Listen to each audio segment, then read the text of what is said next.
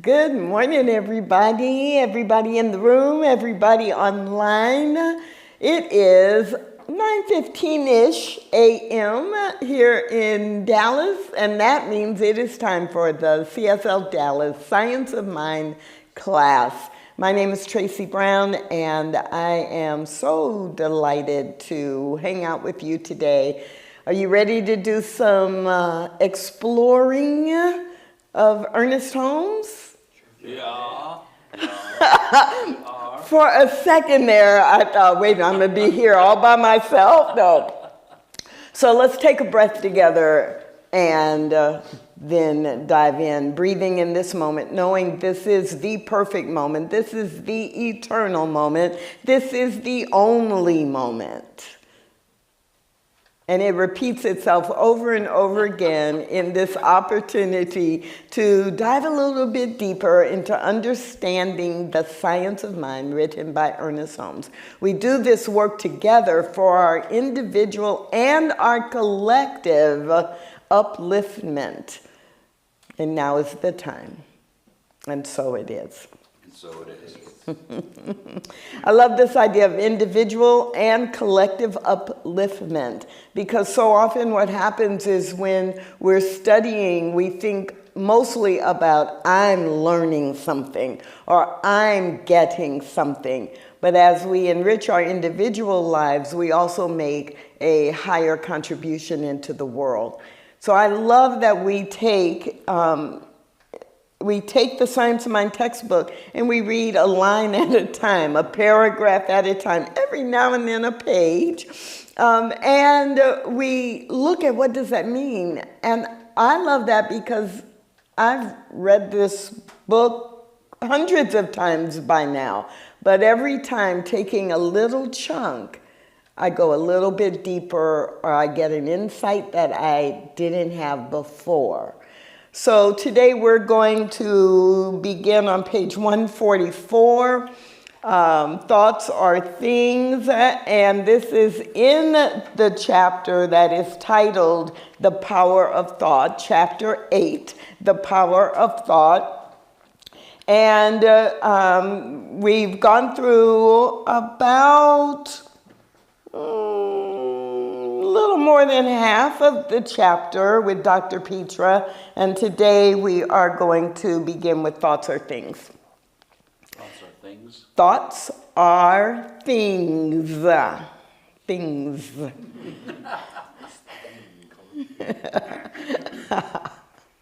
Health and sickness are largely externalizations of our dominant mental and spiritual states. Repeating, health and sickness are largely externalizations of our dominant mental and spiritual states. An emotional shock or a mind filled with thoughts of fear has been known to cause the momentary stoppage or acceleration of the heart.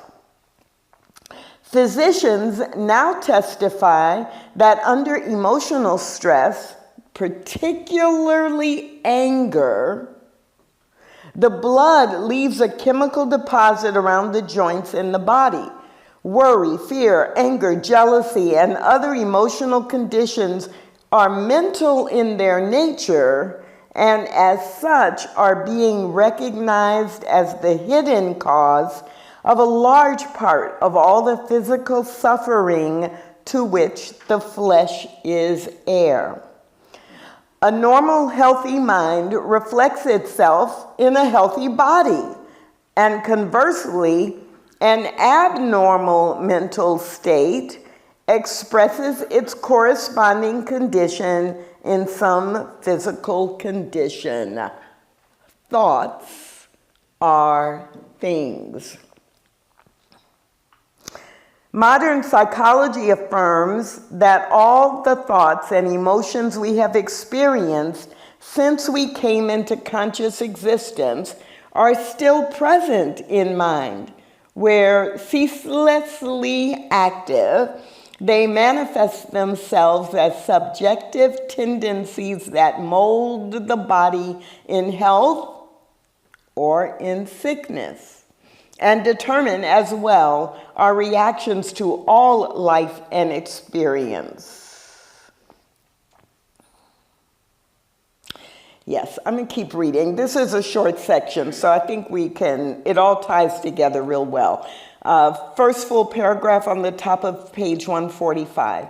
We do not maintain that this or that specific disease is always the result of thinking about such a condition, but we do assert that a prolonged discordant mental state is certain to eventuate in some form of physical ailment.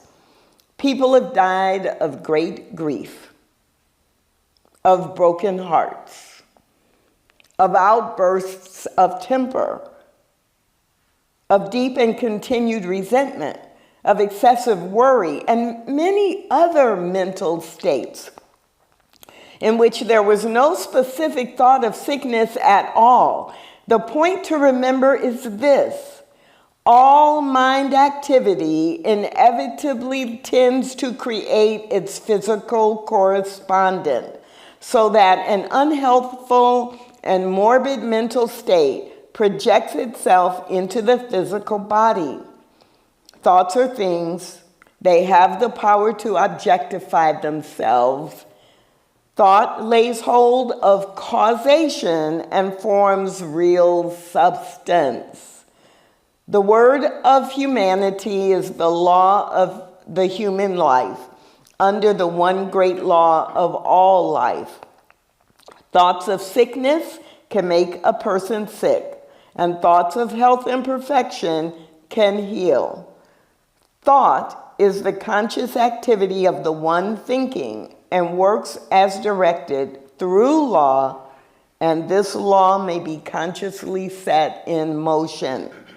This law will work to the fullest extent of belief in it and understanding of it. A realization of the presence of God is the most powerful healing agency known to the mind of man.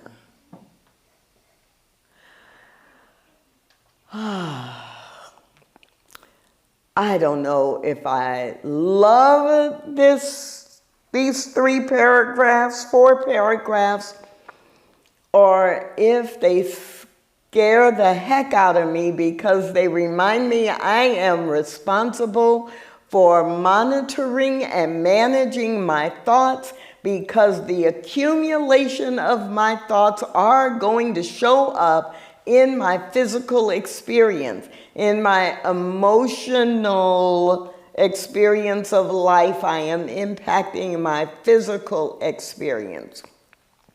So there are a couple of things that stand out for me, and then I want to know what stands out for you and you and you and you. How has this shown up in your life? Be thinking about that, and be thinking about any correlation you have from your thinking to your physical experience. So one of the things I want to highlight, and I'm not actually going in the sequence, but there's a place in the reading where Ernest Holmes reminds us that there's not always, every time, a direct link of thinking about a specific thing and then that showing up. I may have some physical experience even though I haven't been thinking about that diagnosis or that condition. And it may be the effect of an accumulation of anger or resentment or fear. I know that some of you are familiar with Louise Hay's work, right, where she connected patterns of thinking with illness and then matched those to, here is an affirmation you can use to counteract that, or to have a new thought, right? And that is true. There are patterns. So many people, will say that some forms of cancer are a result of an accumulation of resentment, or some illnesses are the result of a long pattern of anger, and then your body translates that mental state into a physical condition that also can be shifted with all the resources that are available and a new thought, right? So our thoughts become things. Another comment in here, another thing that is written here that's really important for us to remember is that all mind, this is in toward the end of the first full paragraph on page 145. The point to remember is that all mind activity inevitably tends to create a physical correspondent. So all mental activity, it's like in our brains, everything's going into these file folders or into these drawers, and when a drawer gets to a certain accumulated material, it's like, oh, okay, we've got to do something with that. And then it shows up in the body, aches or pains, diagnoses. And then the third thing that I want to highlight before I turn to you all is the whole idea. Let's see if I can find it.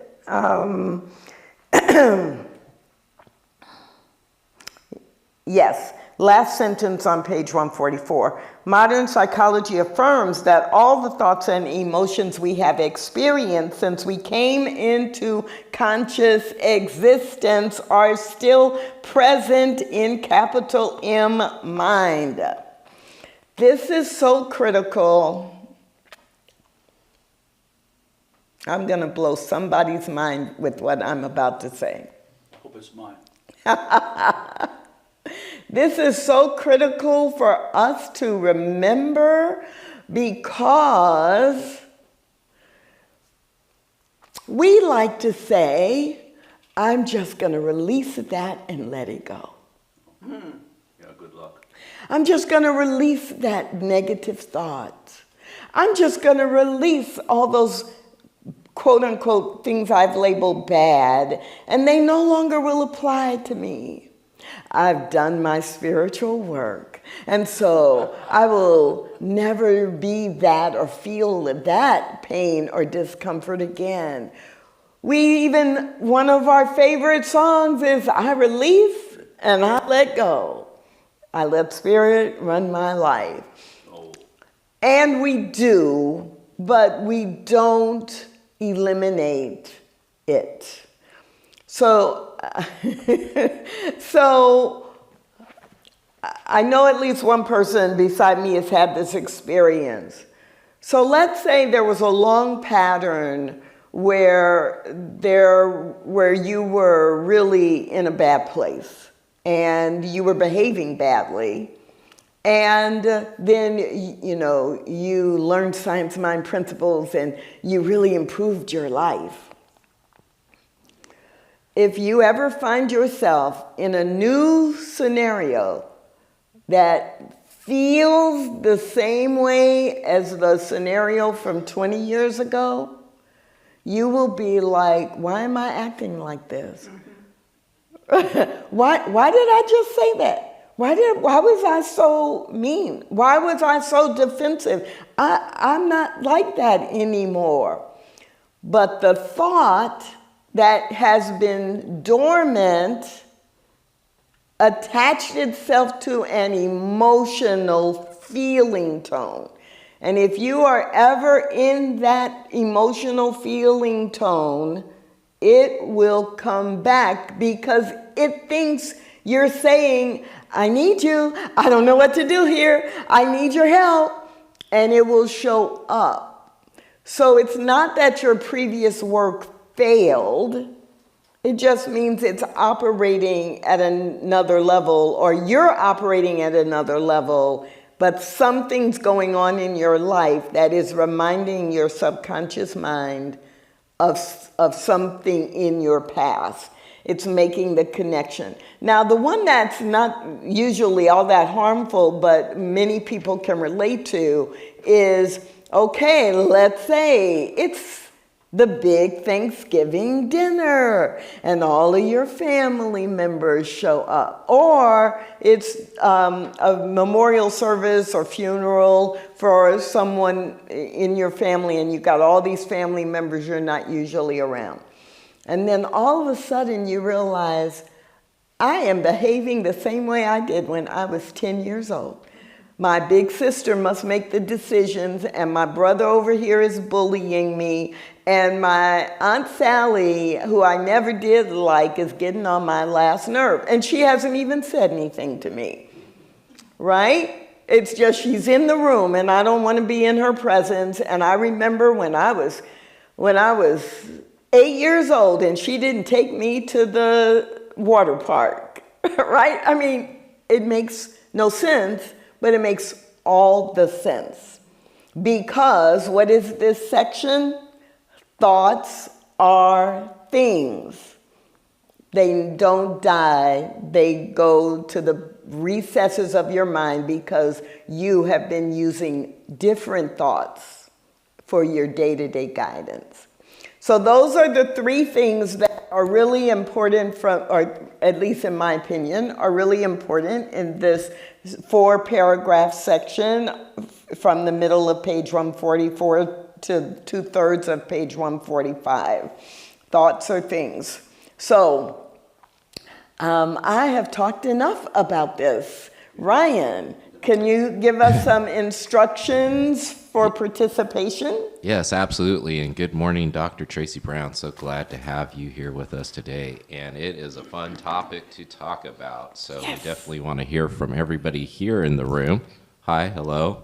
I love making you guys wave at me. It's so great. It feels my soul. And hello to all the people online. I know you're waving at me as well. And I'm waving at you. And we're all waving together, right? That's what a community does. I know, Tracy. Bear with me. So for the folks here online, or in the room, sorry, if you can just raise your hand and we'll pass around the microphone so that way everybody gets an opportunity to talk. And then for the people who are joining us all over the globe, I'd love to hear where you're watching us from today. And also, if you'd like to join our conversation, for those in the Zoom room, you can hit the raise your hand icon. And I see we have somebody who knows how to use that button. And so we'll come to you in a second, Marjorie. And then for the folks who are joining us all over the globe via Facebook Live, make sure to put your questions and comments inside of the chat. And I can bring that into the room, as well as the Zoom, too. And I always like to mention I keep those anonymous. That way we can continue to have a safe container for spiritual growth. So we'll start off here in the room with Ross, and then we'll move online to Marjorie, and then we'll move over to you, Shauna. And I'm going to ask everybody in the room and online as much as possible to laser. Although it's hard to do when you're telling a story. Let's go. Go ahead, Ross. Okay, this is Ross, and I'll be as laser as I can be. Okay. Because you requested it, Dr. Brown. So, I have a number of things that have happened. Come on. I have a number of things that have happened in my past that I'm really not proud of. That's saying it mildly. And it's things that I did that in retrospect, I wouldn't do again. And they haunt me, but they haunt me in this way. Something comes up that I could be that old way, and the pain of recognition and ownership of what I did stops me from doing it. Yes. Thoughts are things, and our behaviors. I love that one of the things we teach is, like, we don't have to beat ourselves up about our behaviors, because our behaviors in the past or even now, because we can always make a new choice, right? We teach that. It's all about the responsibility of choice. So you can always make a new choice. And so I love this idea of when I think maybe I'm going to do something and it's connected to what I really have decided I am not going to choose anymore, that you get this flood of memories or reminders, so you choose what you want instead of what you don't want. Path, yes. Right. And so all of that's connected, and it's another indication that, yeah, we don't really release the thoughts, they just go into a dormant place. It's not like there's a resolution to it. It's No. still there, but now it's useful. Yes, I love that. I love that. Ryan? All right, Marjorie, if you want to go ahead and unmute yourself and join us. Hello. Good morning, Marjorie. Good morning.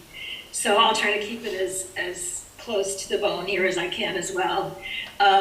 So I'm referring to this particular section, and he's talking about modern psychology, and he wrote it. And this edition was 1938. So we're not talking exactly modern psychology here. So I guess my question, if it is a question or just my statement of concern or interest, is that I think with anything that we read here, how can we bring this more up to date into the 21st century understanding, especially when we bring in quantum physics into the picture? And especially when we understand now that, yes, the laws, the principles that we have, especially in cause and effect, are there and still operational within us, and that there are other forces that are not mentioned in this book that are also at play. And we want to bring in things like uncertainty and bring in the mystery and randomness and those kinds of ideas as we're trying to figure out about thoughts or things. Any words of advice there that you might offer, Dr. Tracy? Thank you.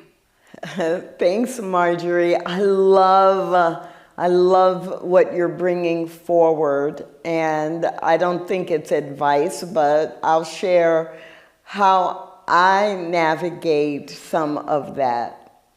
So the first thing that I think is important is that I catch myself when I am considering an us versus them or a right versus wrong, that I will catch myself and be like, wait, what if it's all good? Not as a spiritual bypass, but what if both are true? It's the both and instead of the either or. The other thing that I believe about this is we have more details now, but what Ernest Holmes was writing about was universal. It was universal and true in 1927. It was universal and true in 1938. It is universal and true in 2025. And so for me, that eliminates some of the comparison, and also the universal spiritual truth is exactly the same. What's different is not anything new. It's that science has caught up to the mystery, to the spiritual, what the prophets have said. And the other thing that for me makes that clear for me is I'm working with a small group of people on a curriculum and for a course. And what we're doing is going back to ancient Egypt philosophy, ancient Hinduism, the Aztec and the Mayan cultures, the Celtic cultures, pre right? Like, way centuries ago, and finding the exact same spiritual principles. So I don't want to say, oh, well, if they knew what we knew now, it would be different, because the exact same spiritual principles are there, just worded a little bit differently. So I celebrate, one more thing, that in 1947, I believe, it was either 1942 or 1947, a black woman by the name of Sarah Flowers, who some of you have heard me talk about, a professional licensed practitioner full-time, and she graduated from the Institute of Religious Science in 1937. She wrote a book called The Atomic Metaphysics of Man, and she took our spiritual principles and talked about the electrical energy, which we now call quantum physics. And we say, oh, quantum physics, it's so new, we're so smart. No, it's the same spiritual principles, just described in a different way with some scientific research. And for me, that doesn't validate anything or make it different. It's just, oh, here's a different way. The scientists have come to catch up with what the Egyptian pharaohs wrote 5,000 years ago. So that, for me, it's not a comparison. There's nothing missing. We are always adding based on our context, but it's not changing, or it doesn't make, for me, anything Ernest Holmes wrote, well, I won't say that, but it doesn't make the overall science of mind teaching missing something, because it's focusing on what's universal, not what is contemporary. Shauna. Of course, I coughed just when you said Shauna. Hello, I'm Shauna. So under the topic of thoughts or things, I was also thinking like Marjorie was thinking, but a little bit different. Anytime I hear him talk about body and mind, I'm actually a little amazed that almost 100 years later, what I can extrapolate to what we know today, and we now have so much evidence of the connection to body and mind. And the second thing is, I do mind treatments, and they're really powerful, but another practice I use very regularly is tapping. And what I love about tapping is I can not instantaneously, but in a 10-minute tapping, I can see the connection between my thoughts about what's happening in my body, doing the tapping, and the immediate relief by some degree. And so I know my thoughts are driving how my body is behaving. I can see it just in a tapping, exercise. So how much more powerful if we rewire, even though I know I catch these old thoughts, they show up, and Yes. I catch myself in that behavior. And one of my other practices is just having compassion in that moment, because, I spent, 30 or 40 years practicing that thought and that behavior.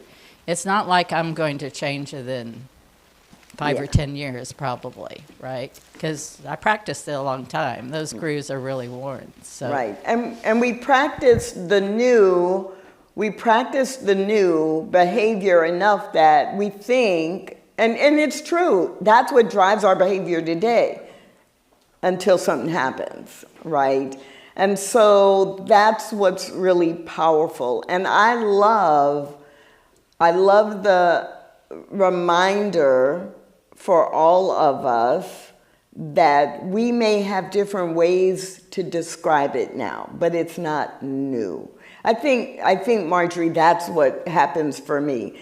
It's not really new, like, the dynamic or the principle of flight was always possible, but until someone really invented the airplane and crashed a few times and figured out how to use it, It's not that they created aerodynamics. We just learned how to use it because we had different language than our ancestors did, or different experiments than our ancestors did 500 years earlier. And so it's a tricky place because in our human brain, we think everything we know and think is all there is, right? And that we're getting better. So let's go back online, then we'll come back in the room. Yeah, and just keeping a track here on our time, let me just ask this question real fast. It says, I understand what you're saying about our old thoughts coming back because they are tied to our emotions. But if they're coming back, doesn't that mean they're not healed? Isn't that the point of healing, that they no longer show up? Ooh, I love that question, and no, that is not the point of healing. So they never go away. They go into a dormant state. They go into a file cabinet that you never open until you are in a similar situation that triggers the connection because it's there. So we don't want to do spiritual bypass.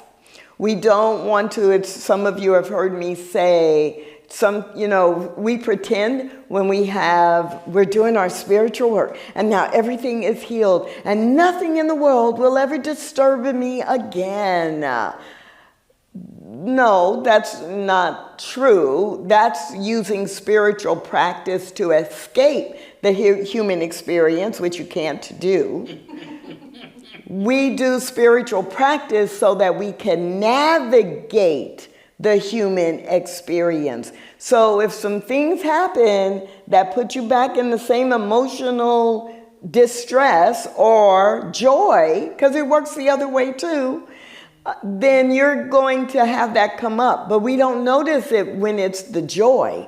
We notice it when it's the pain. So what we heal is we heal our response to whatever is going on. We heal our response and choose a new thought and a new way of being. And that's what we're paying attention to, and that's what we're experiencing. But we don't really make the other stuff go away. We can heal our physical body, but in terms of thoughts, it just goes way back in the mind where we don't think about it. We have 2 people in the room. Do we have anybody else online? Okay, here we go. Hi, I'm Jody Rubeck. First time. I promise I'll be laser focused. Say your name. Yes, ma'am. Jody Rubeck. First time. I'm a twin mom, a single twin mom of identical girls that are Matilda and Marcia. So thanks for having all of us, right, under one roof. I love that. My father has many houses, and I'm really excited to be here with my friend because this was all the stuff that we were talking about in our own testimony and fellowship. Just for the person online to speak to the all things true, there's nothing new under the sun, right?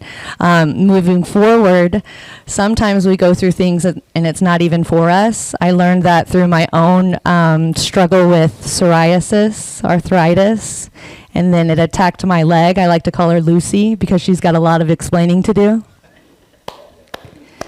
And when I went through that just 2 years ago, I ended up getting all the things that you can get for infectious diseases, from the stuff that eats your skin, to the bone infection, to sepsis, to I was ported. I had to give myself medication. The girls saw me through it.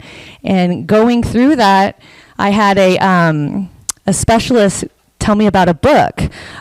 This is my first time in y'all's source now, and it just blows my mind because the synchronicities are so striking.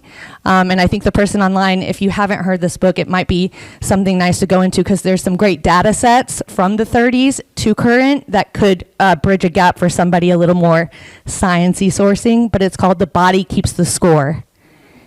And I felt so attacked and called out through this whole reading because my leg, I've had compartment syndrome twice. I've had 4 fasciotomies. It's from my knee to my ankle, and I was a mask. And I masked for what happened in the 80s, for what happened in the 90s, and so that people can see a happy single mom. And with that, I've just been able to say, what are my thoughts and what is my right and my worth as a child of God in this time period and then in this community as well. So I honor that thoughts are things, and if we do not take care of them in our minds, I know y'all aren't the scene for, it's a new movie, it's called, it's not new, they have a number 1 and 2, it's Pixar, and it's the girl's mind, Inside Out. Specifically in the number 2, you said files, but for the little kids these days, it's in the back of the mind in a pit of just darkness, right? And for me, I didn't take care of those thoughts in a way that I knew that would be purposeful in the thing, in the real world, in the matter. So my body kept that score to be able to say, hey, I don't have to think like this. This is not what my Savior called me for. This is not what I'm free from. And specifically with Scripture, I'm just looking at it, and it's when we get off track in this blindness and this nearsighted, we forget that we're free from that bondage. And I allowed mine to fester in a way that I know that I'm here for a purpose this morning, and I appreciate the message. Great. And it's Jody? Jody, J-O-D-I, Rubeck, R-U-B-E-C-K. And Lucy. And Lucy. That's right. Welcome, welcome, Thank welcome. you. God bless. Welcome. And would you bring the mic over here? And this will be the last comment while the mic is traveling. Yes. I'm Darlene. This is so on point, and because my grandson spent the day with us yesterday, and 3 years ago, his esophagus just stopped working, and he yesterday said, I don't want to be sick. And because they want to do another medical procedure, he says, I don't want it. I don't like the way it makes me feel. I don't. So here he is with his science of mind grandmas.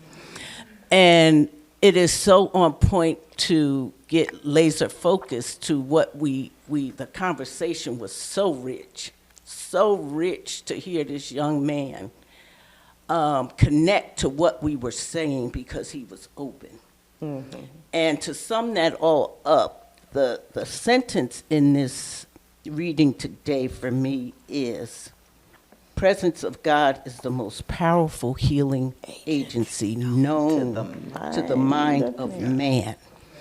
And what we left with him, what we had to deal with him is we can talk about spiritual mind treatment, we can talk about affirmations, and we can talk, but if we are not settled in the fact that we are one with the presence of God, with divine intelligence, God, abracadabra, whatever you want to call it, we have got to own that, because what we said to him is, you're going to feel the firing in your chest. You're going to feel that nerve. You're going to feel it. But you can return to the presence and the truth of who you are and say, I don't want it.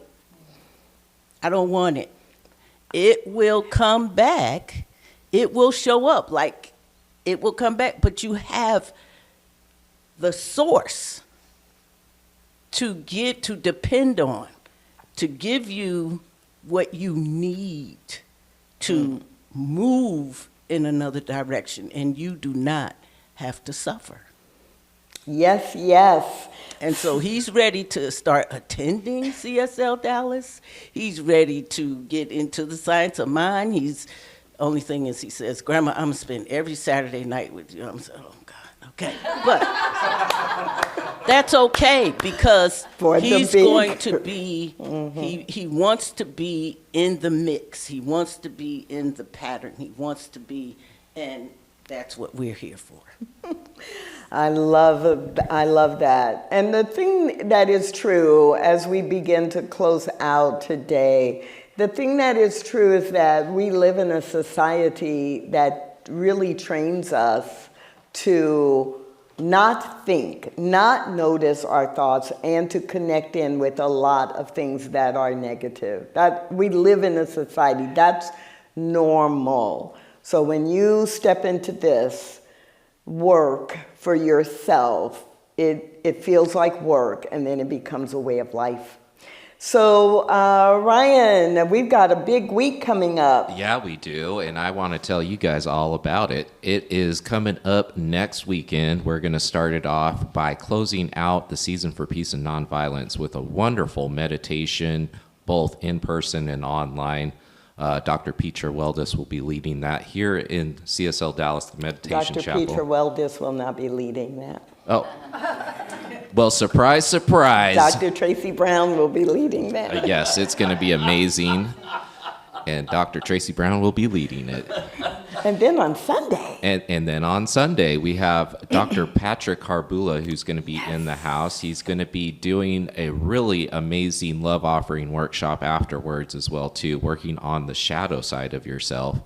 And then the next following day, he starts an 8-week course that's based upon the book Existential Kink, which is an amazing book about shadow work. So you can take a very superficial dive on Sunday and then a very deep dive for the next following 8 weeks with Dr. Patrick Harbula. So for more information, please visit CSLDallas.org and click on the events tab and look underneath courses and workshops. Also, Sunday celebrations.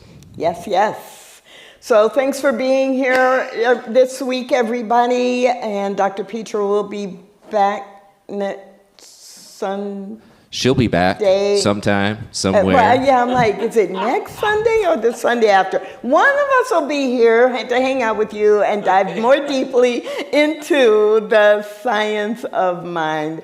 Have a great week, everybody. Thank you.